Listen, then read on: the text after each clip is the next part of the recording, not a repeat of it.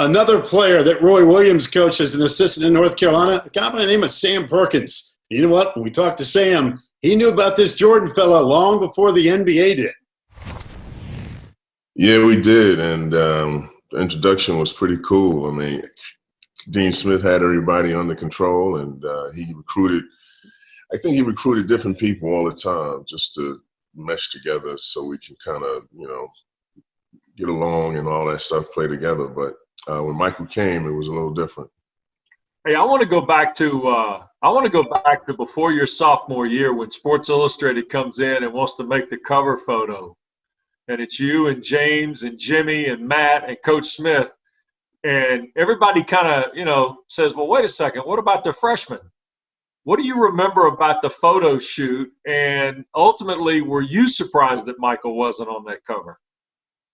Well, I never even given it thought, but the way Coach Smith thought all the time about players making Sports Illustrated, he was not having it. He didn't kind of like freshmen on anything. So he didn't give us any leeway even on water break. I remember my freshman year, we were like 3 minutes in a water break because the practices were so tough. And when we got the water, it was 30 seconds left. So freshmen got maybe 20 seconds before we did anything. So coming to the Sports Illustrated cover, Michael wasn't on it because he was, again, a freshman. And he wanted freshmen to prove themselves and all this thing. But I don't know if it was a grave mistake or anything. It just made Jordan a little even hungrier. Well, I want to go fast forward 3 years later when you and Michael are on the cover. He made that cover, though, right? Yeah, he did. He finally made the cover, and that was one of the best covers. I have this on my wall because I think they had so many limited posters out at the time, and I just happened to have one. So, it was a good run with Michael, James, Matt, and all them. But those 4 years, I'm sure it was good for Carolina. Sam, you were the Rookie of the Year in the ACC your freshman year in '81. You mentioned about Dean recruiting pieces, the guys that could play together. Do you recall the first time you played with Michael Jordan when he arrived on campus? Yeah, it was in practice. We always had during the summers, and went to summer school, and we had pickup games, and everybody comes back. The classes before, Phil Ford, Dudley, all these guys came back, and Michael came that summer as well. And playing in those games, we saw a little glimpse of him, but he wasn't what he is now. He wasn't majestical at that time, but playing in practice, we had a guy by the name, I don't know if you remember, Curtis Hunter. Mm-hmm. And he came before Michael, and they played the same position. But long story short, Curtis thought he was Michael Jordan at the time. But when Michael came there, it became a battle, and Curtis couldn't hang with him, let's say. So we thought we had a nice player in Curtis, but Michael just took head and shoulders over him. Sam, it's funny because when you guys lost to Indiana that night in Philadelphia, the offseason was more about losing Al Wood, who had a phenomenal Final Four, was a first-round pick, of course, in the NBA draft. So going into 81-82, you're right, Curtis Hunter had come off an injury as a freshman. Right. And a lot of people were just thinking about Buzz and Michael as being guys that would contribute. James says in The Last Dance about, it took him 2 weeks to figure out he wasn't the best player on the team. Now, I'm not buying much of that, but the idea that here's this guy who's going to come in and have the impact, I'm not quite sure it burned as fast as maybe some people are led to believe. Yeah, I mean, James is probably, saying something for the documentary, but that year we lost Al Wood, and we felt bad that we lost the championship game for him because he was playing for the seniors and things of that nature. But when Michael came, we didn't think at the time we knew we had a recruit coming, or a freshman coming, but we didn't know exactly how he. I really didn't know his talents and anything like that. So, but when they came in and the practices started getting better, we felt like we might have a little chance with this guy coming in and doing the things he did. We didn't really see it until we started playing the ACC and some games abroad. But when we got together and we started winning, I think we lost maybe 2 games that year. I think we ended up 32-2. And I had missed those 2 games, believe it or not. Now, I'm not saying we lost them because I wasn't there, but it's just the fact that we were racking up in the ACC. And even though we lost a big part of our crew, Al Wood, we felt Jimmy Black and everybody else kind of tied it in. And when we got together, that we made a good run. And I'm telling you, those practices were like games. And the games came so much easier because of the way we practice. And when Michael came in there, it was a big addition. Sam, could you have ever crystal balled Michael's career after North Carolina and say, hey, you know what? You're not going to believe it, but that dude right over there could be the greatest player of all time. Any idea that it could have ever crossed your mind in Chapel Hill?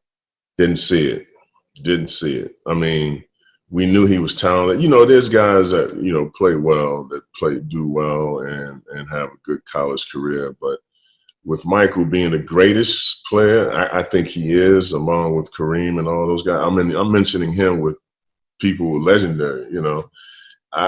We really didn't see that. And the way his demeanor was, as you see in The Last Dance, he took a different approach. He wanted to be the best at everything, you know, he was very competitive, you know, betting on whose bag come off the gate at first, or, I mean, anything. The quarters hitting the wall, as you see, who's closest to the wall.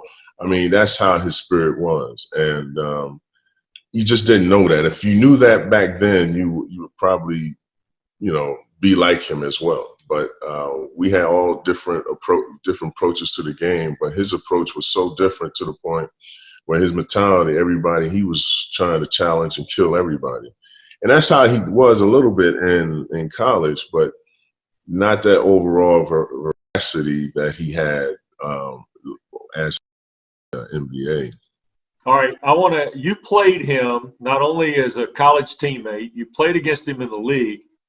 You played against him the first time he went to the finals, and then you played against him again in the finals when you were in Seattle. Right. So all this Carolina stuff, and we know how much he loves Carolina, right? I mean, the shorts, the whole 9 yards. So when you get to the finals, is there any, hey, Sam, let's, you know, da-da-da. I mean, because we hear about all this, you know, he's able to build the veil and take the veil down. How was he when you played him in the finals? Was it like, hey, there's my man Sam, or was it no way? Well, the first time we played each other, I didn't realize it was his first time and my first time. So that was with the Lakers, and we saw each other at the circle at jump ball, and that's all we said, because I'm trying to win one and he's trying to win one. There was no shake hands, Carolina, if you're wearing your shorts underneath, nothing like that, because I'm a Laker now. And our mentality is, you know, like they shake hands now and hug each other, you know, after games in this era. Back that time, there was no shaking hands. You know, you bump fists and you go at it. And that's what my approach was, because of the fact that we were trying to win one, and we knew they were, you know, pretty stout. And so the Lakers are Magic and Worthy and everybody else. There was no Carolina fooling around at the time. So, but the second time again, I saw him again, and the same thing happened. I said, hello, how you doing? Good luck, and all this other stuff. But it was no camaraderie about Carolina whatsoever, because, again, I just lost to him, and now I'm trying to win one. And our best chance was the first time, to be true. But the Sonics, we just weren't ready for what they had. Did you ever give Michael a bit of advice when he arrived in Chapel Hill? And part two, did he ever give you some advice that you remember from your days in Chapel Hill? Well, we were so quiet. I mean, he was quiet at the time, but he kind of started talking after, his prowess on the court. But as freshmen, as he was a freshman and I was a sophomore, I was still learning what Coach Smith ways, because my freshman year was like it happened kind of in a way quick, because I think Pete Bucker got hurt. And next thing I know, I'm starting center as a freshman. And so I'm sitting there trying to learn the game. And as I'm learning the game, I'm already in the game already. So, but it was quick, but it was very, I had to take my bumps, bruises, but I kind of learned quick. I was just so focused on Coach Smith trying to do so well for him that when Michael got there, Michael had his own temperament and his own thing. I think I was rooming with Worthy at the time, and he was rooming with Buzz, and we were right next to each other. And we would just talk about the game just a little bit, but we never really talked about how to approach the game, because Michael, believe it or not, Michael was talented, and I didn't have to tell him too much at the time. So, but when we got out there, we complimented each other, I think, and we had a good time together. Hey, I want to ask you about something that in going back and doing all this, there was this game that was played after you finished at Chapel Hill where Coach Smith and John Wooden and these Carolina UCLA alum game that was played in LA. And we've gotten a story. Pack, finish this story up. Basically, it comes down to what, about 5 minutes left, Pack? Yeah, Billy, my old man Billy Packer put this thing together for television. As you know, North Carolina brought back about 40 greats, including Sam and everybody else. And Wooden's guys at UCLA had, I don't know, I think Billy said 22. But Billy told both John Wooden and Dean Smith that because of the inadequacies of the North Carolina guys, the stars are a little bit younger than the UCLA guys. Right. Billy wanted to be the guy to put in the substitution patterns to keep the thing competitive. And Billy told me, he said, Jordan got so mad at him because it was a close game late. And finally, they were like, forget you, Billy. We're going to go play. And Dean said, hey, I'm putting my boys in there. And North Carolina took care of business the last 5 minutes against UCLA. Yeah, that for some reason, I remember that game. Not at the time, I really didn't know why it was being played, tell you the truth. But we played, we went out, I think it was I can't even tell you where it was, but it was in California, I believe. Poly Pavilion, wasn't it? Yeah, it was there. I knew it was in LA, and we went out there and played, and it was a game that it showcased everybody that I didn't even know at the time. So, I mean, there was guys from the past, UCLA